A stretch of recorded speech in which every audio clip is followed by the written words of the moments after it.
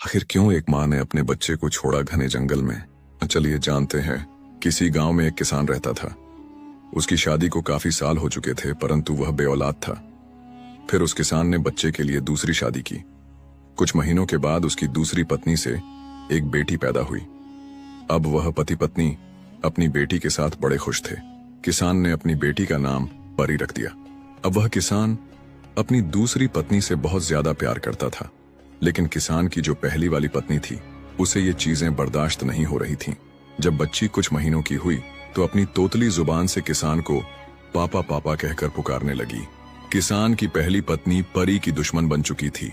परी की माँ तो सारा दिन घर के कामकाज करती, लेकिन किसान की पहली वाली पत्नी किसान के साथ खेतों में काम करवाया करती थी। एक दिन किसान की दूसरी पत्नी खेतों से कुछ सब्जियां तोड़ने गई हुई थी। किसान की पहली पत्नी ने इसी बात का फायदा उठाया और परी को अपनी गोद में उठाकर जंगल में ले आई। फिर उसे जंगल में छोड़कर चली गई ताकि उसे जंगली जानवर खा जाए। अब वह मासूम बच्ची झाड़ियों में इधर उधर फिरने लगी। रात होने लगी और बच्ची रोते रोते माँ की याद में वहीं सो गई। सुबह जब हुई तो बच्ची भूख से बिलखती हुई आगे एक पेड़ के नीचे जा बैठी।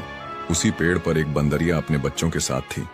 उस पेड़ की दूसरी तरफ एक छोटी सी कुटिया बनी हुई थी जिसमें एक साधु रहते थे, और वह बंदरिया भी उसी साधु बाबा के पास रहती थी।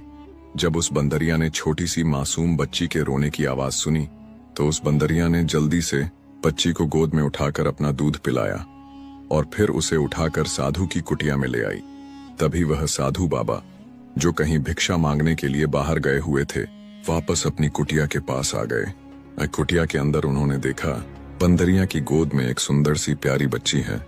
साधु बाबा ने फौरन उस बंदरिया से बच्ची को अपनी गोद में लिया और सोचने लगे, पता नहीं यह किसकी बच्ची है और कहां से आई है।